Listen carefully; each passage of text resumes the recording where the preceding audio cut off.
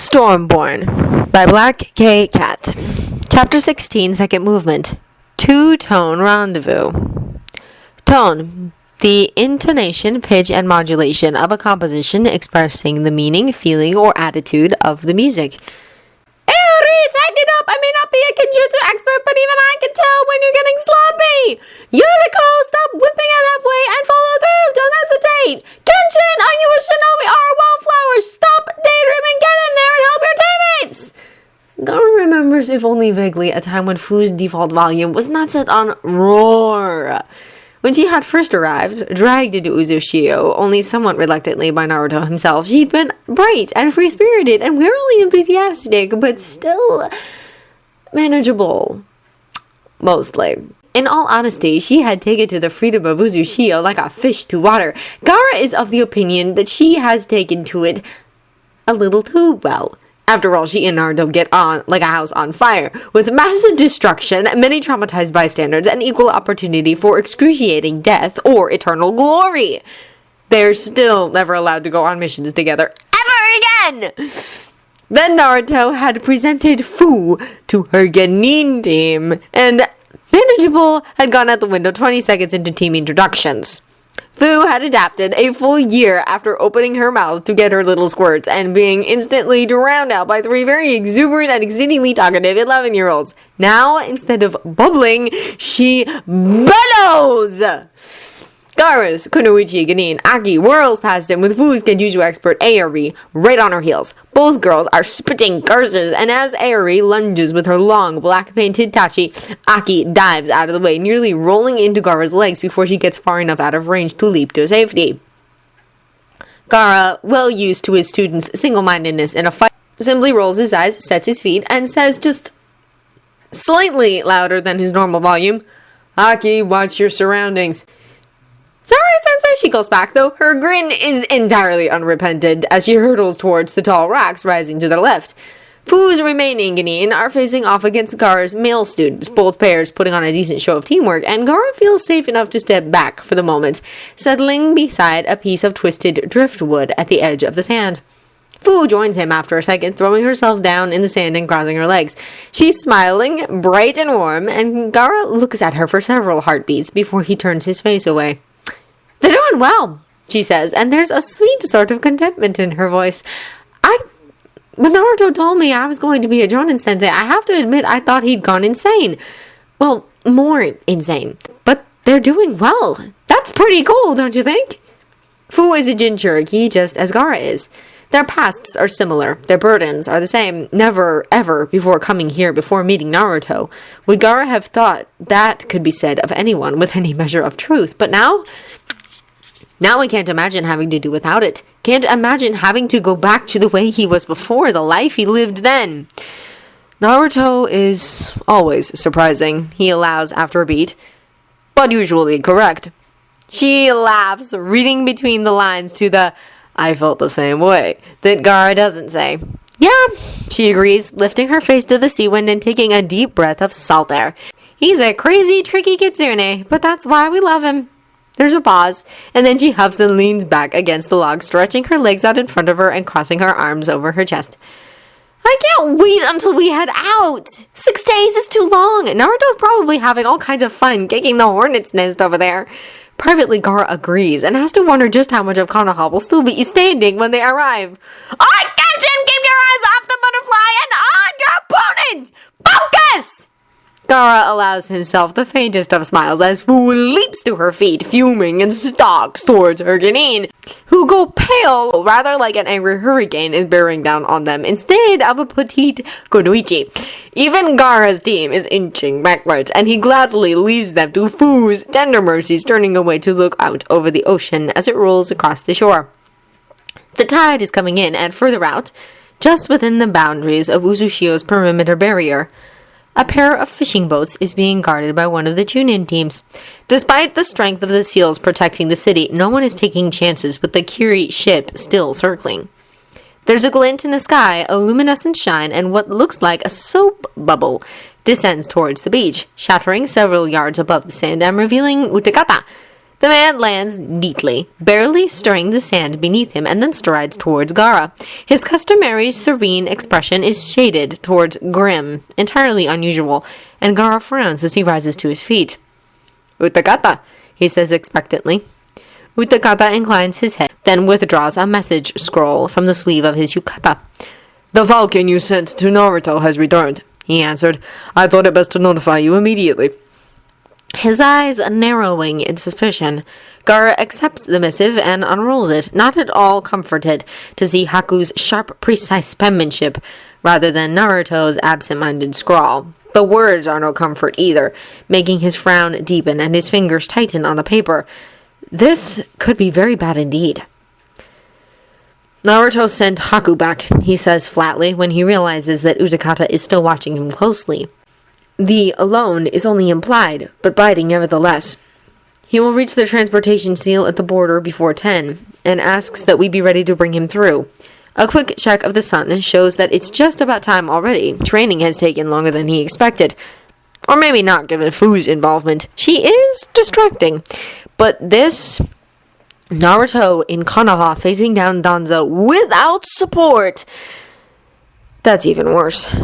Gaara has great respect for Naruto's strength. Naruto is not even 19 yet, and has rebuilt an entire hidden village, earned a title most ninja work their entire lives towards but never reach, gained allies in 4 of the world's most powerful shinobi, forged ties with the Kage's little brother and top Konoichi, and the Seinen Orochimaru, recalled the scattered people, and mastered his own not inconsiderable power.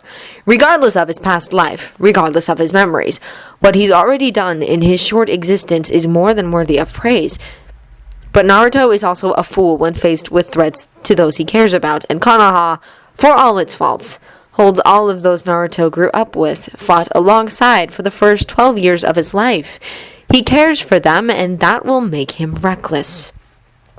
Danzo is a dangerous enemy. If Naruto's not very, very careful, it will make him dead. The delicate paper tears beneath his curling fingers, and Gaara takes a slow, careful breath, feeling his sand stir restlessly around him.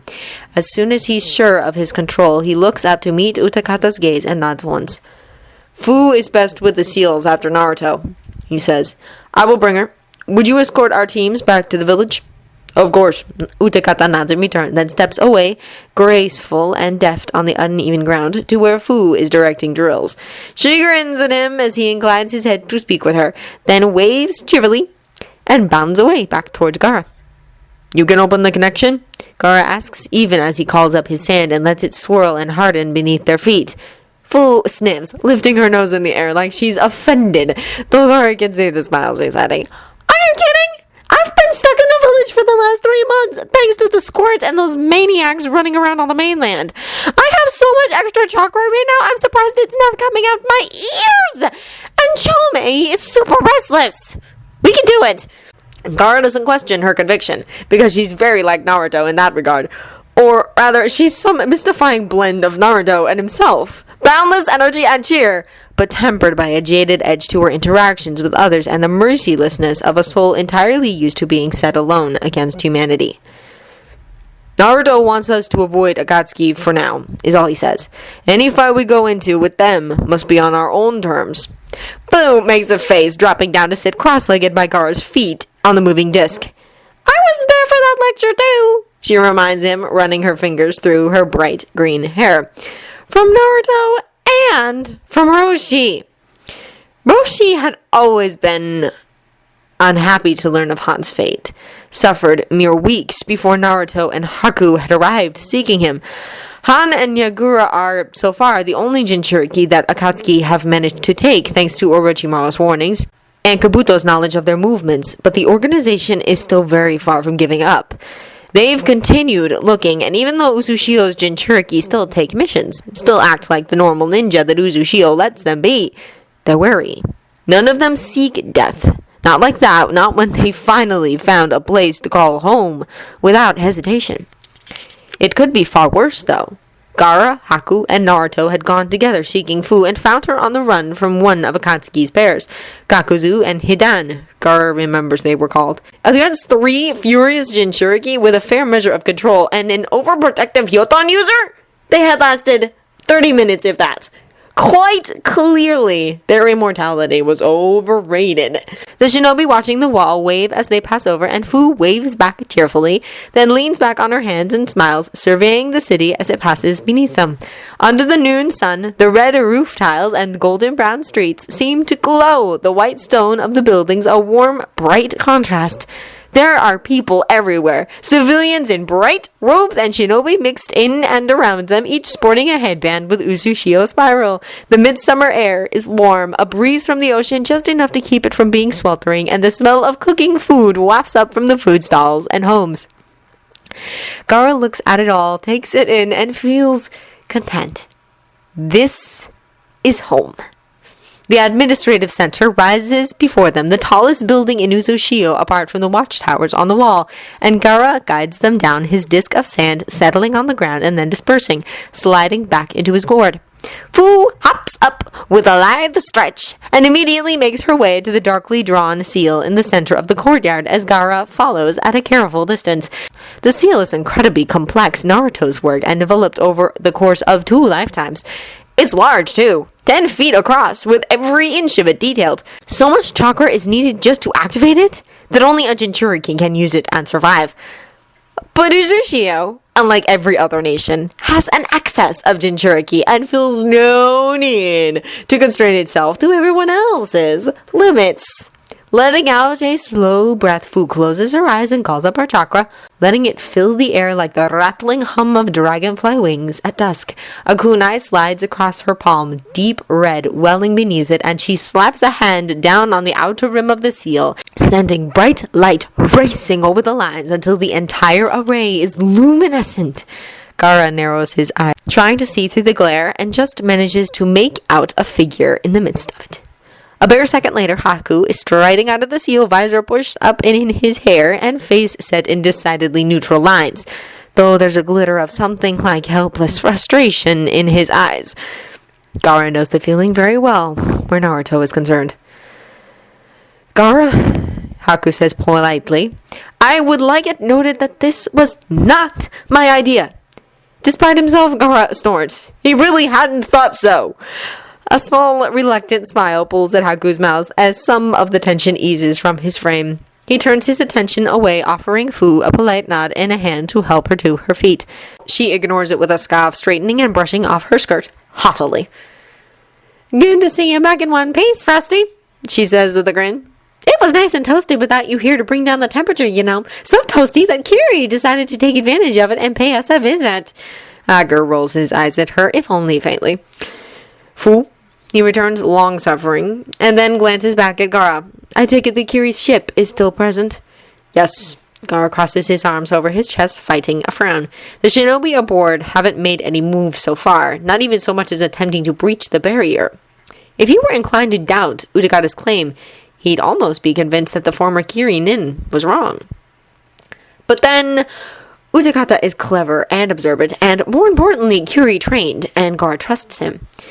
You have leave to take a diplomatic team to confront them, he informs Haku, knowing full well that whatever team Haku assembles will likely be geared far less towards diplomacy and more towards a show of force. People are restless. It would be best to mobilize as soon as possible. Haku's mouth tightens at that, his unhappiness with the situation clear. I had hoped, he said with deceptive lightness, even as he checks his senbon pouches, that Terumi Mei would prove herself cut from a different cloth than Yagura, especially without Tobi's influence. How disappointing. Gaara considers reminding him that they have no idea as to Kiri's motives here, but Haku is angry at having to leave Naruto alone to face down a dangerous enemy in a foreign village. Not that Gaara is much happier, and the words will likely fall on deaf ears. As Gaara isn't one to waste words that might be better spent elsewhere, he simply inclines his head, conceding the point. Do you still have enough chakra to be part of the team? Haku asks Fu, studying her closely for traces of chakra exhaustion. The girl laughs and rolls her eyes at the hint of mothering, though her grin is bordering on bloodthirsty. What are you before Frosty? Just try leaving me behind. Haku nods, satisfaction settling just behind his kind, placid mask, the very one that everyone in Uzushio has long learned not to take at face value. Haku is polite and careful and compassionate right up until he plants an ice needle in the enemy's throat, and sometimes even after that. He gives nothing away unless he has to, moves like a ghost, and never seeks glory in a fight. Gaara is wary of him, if only vaguely, because after the way he was raised, Haku has only the most abstract concept of village. Naruto is his home, and Naruto alone. He's loyal to all of them, to every person in Uzushio, but though Naruto will never ever ask it of him, Naruto is the one he would kill for. And this, protecting the village, keeping Uzushio's people safe, this is for Naruto. Gaara understands the sentiment entirely. Danzo is one paranoid warhawk. Naruto swears under his breath, flattening himself against the trunk of a tree deep in the shadows as an entire squad of rude shinobi dart past.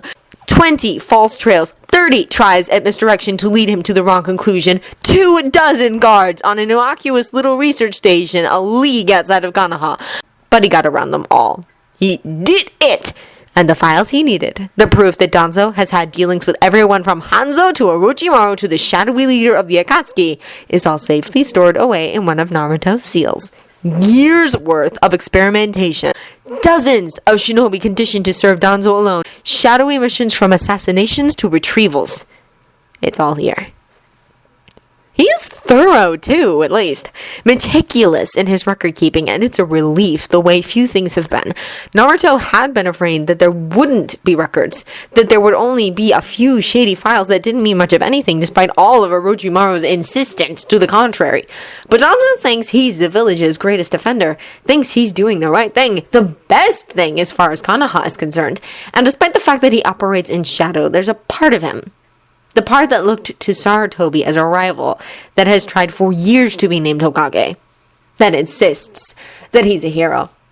It's all documented, right from the beginning. All of Root's missions and deeds, even their assassination attempt on the Sendami, and the attempt to maneuver Ame into a war against Iwa, right up to Danzo's deals with Kiri. Information on Uzushio's forces and defenses in return for its destruction. It makes Naruto sick, makes his stomach feel like it's filled with poisonous bugs crawling and aching, so much death, so many lives ruined, and for what? Why? To keep Konoha strong? But it's always been the strongest shinobi village, has never lost a war or even a major battle. To keep the people safe? But how many of Konoha's own citizens would Danzo have sacrificed in the name of that? Would he have been satisfied and content to rule over an empty village? Grinding his teeth and keeping a stranglehold on the angry red chakra that wants to escape him, Naruto chances a quick look at his surroundings and darts out of hiding, moving as fast as he can while still maintaining some level of stealth. He got to the base undetected, managed to gather all the files he needed and leave copies that will vanish in a few hours in their place. But on the way out, he'd been spotted. One guard off the usual rotation, one moment of attention where it shouldn't have been, and all his care had been for nothing. But it doesn't matter, he's not going to get caught, not now, not like this, when he's so close to finally winning. He is Uzushio Storm God, has had 2 lives to build his skills and hone his power. If he wanted to, Naruto has little doubt that he could walk barefaced into Danzo's home and kill him just like that. No matter how many rude guards the man surrounds himself with, Naruto is fast and strong, and has so very much anger and bottled rage that it would be easy. But that's not revenge, that's vengeance. What Naruto wants is justice. He wants people to know who destroyed his village and why. He wants them to look at Danzo and see the faces of hundreds of civilians, hundreds of shinobi killed because of one man. One man and his quest for power, for himself, regardless how he's claimed it's for Konoha. Innocents dead at his hand. People twisted and broken and pulled apart for his sick aims. Naruto wants everyone to know. After that, Tsunade can kill Danzo. After that, Naruto won't care. A waste of life, he thinks with some regret, because Danzo could have been great, but that's not enough. There are some lines that can't be crossed, and Danzo has crossed all of them, again and again. No matter how much mercy there is in him, this man at least, Naruto cannot forgive. There's a cry from behind him, an alert, and Naruto curses under his breath, flipping over mid-leap to catch a kunai aimed at his back and then return it with interest. One of his pursuers falls, but Naruto doesn't rest on his laurels, palming a handful of senbon and darting between the remaining two. The long needles drive cleanly through flesh, not even drawing blood, as the two shinobi fall into unconsciousness like their strings have been cut. And Naruto leaps away, taking to the trees again. He can feel more of them around him, the distracting buzz of their silencing seals like multiple burrs against his skin, but they haven't seen him yet, haven't found him, and a hand in the darkness grabbing him by the shoulder and wrenching him around before he can react. Naruto slams into a tree trunk hard enough to make his teeth rattle and is already lunging to drive a senbon into delicate vitals when his attacker grabs his wrists in both hands and forces his fingers open, pinning him bodily with his greater height and weight. With a snarl, Naruto is just about to call up his chakra regardless of how he's refrained from using it. Because water and wind aren't common in Konoha, and it will be all too easy for people to piece together the puzzle if he starts dropping clues like that when he realizes just who it is restraining him and his heart skips a beat. Sasuke. Sasuke, his dark eyes darker still in the shadows, his entire face a mask of pale fury as he snarls right back and slams Naruto up against the thick trunk. Another jarring shake, and blonde hair is cascading down from under its concealing hood and tumbling around Naruto's face, leaving no question that Sasuke will realize he's Yoko if he hasn't already. And this whole day can just go die already. Naruto is through with it. One reason. Sasuke growls, and maybe it's Naruto's imagination, but he thinks he can see sparks of electricity around Sasuke's fingers where they're gripping his wrists. Give me one good reason why I should call them over here and let them take you, you spy. Naruto's breath catches in his throat. This isn't how he wanted this to go. This isn't the situation he envisioned when he thought about Sasuke discovering his identity. But there's no choice. But he's not going to hurt Sasuke. Can't. He can't. They're friends, or they were once. Sasuke has been looking for him, and to Naruto, that means something. Won't hurt him in order to get away. But he also can't risk Sasuke making good on his threat and calling in Root. Alright, he says evenly, though his voice comes out hoarse and rough. Alright, you win. Just let me. Sasuke's eyes narrow. But he lets go of Naruto's left hand, slowly making sure none of his movements can be construed as threatening. Naruto reaches up to his eyes and clumsily removes the colored contacts, blinking away the oddness of having them out as he carelessly lets them fall. It doesn't matter anymore regardless. A breath, and he glances at Sasuke, who's absolutely frozen, gaze fixed on his face. Another, and he hooks a finger in the top of his mask and slowly pulls it down, revealing 6 sharp whisker marks that no one else in the world boasts. Sasuke chokes on a breath, but his eyes flash with something like wild, savage satisfaction. The grip on Naruto's wrist tightens near to bruising, then goes slack. He makes some sound, something sharp and hurt and euphoric all at once, and then lunges forward. Naruto flinches back, expecting a punch, a headbutt, a fireball to the face, anything, because Sasuke has been looking for him just shy of 7 years, and surely this is something to be furious about. What he gets is lips on his tongue and teeth and heat and want, a kiss so hard that if it was any harder, one of them would be bleeding. It's desire and satisfaction and fury and I missed you, where were you, why did you leave me? All wrapped up and tangled together until Naruto has to accept them all at once, can't pick them apart any more than that. Sasuke is kissing me, Naruto thinks dazedly, even as his knees go weak, even as Sasuke bends him to the tree and meshes their lips together in a breathless hot slide and takes, and Naruto leans back into him and gives, even as he grabs Sasuke's shoulders and yanks him closer. And really, he's never thought of this before, never thought of doing this with anyone, even when he used to be obsessed with Sakura at dates.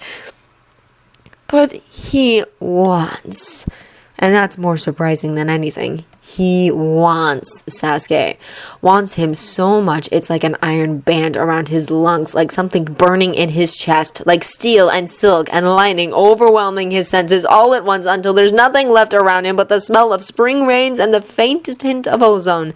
Nothing but Sasuke's mouth, searing hot and devastating over his, their bodies perfectly aligned. He wants, and he takes, like there's nothing else to worry about in the entire world. And Sasuke kisses him, breathes him in like a drowning man as his hands slide over every inch of Naruto's skin that he can reach, gives up everything, and takes it in turn because that's how it's always been between them. Naruto slides his fingers into Sasuke's soft hair, tips his head until their mouths fit together perfectly, and just that simply, the kiss eases, gentles. A brush of lips, a slide of tongues that sends a small spark dancing down Naruto's spine, and he opens eyes he can't remember closing, breathes out long and shaky and slow as Sasuke reluctantly draws away. He doesn't go far, just rests their foreheads together and looks right back at Naruto, eyes dark and fathomless. But just this once, with his hands in Sasuke's hair and the taste of Sasuke's lips on his, Naruto is fairly sure he can read him anyways. "You jerk," he huffs, and if it comes out breathless and a little dazed, he thinks he can be forgiven. "You already knew!" And Sasuke just grunts out a sharp, careless, but his eyes are laughing, and his mouth is tilted up at the corners in a smile that is clearly at Naruto's expense. The only option, obviously, is to kiss it away, and Naruto leans forward and does just that.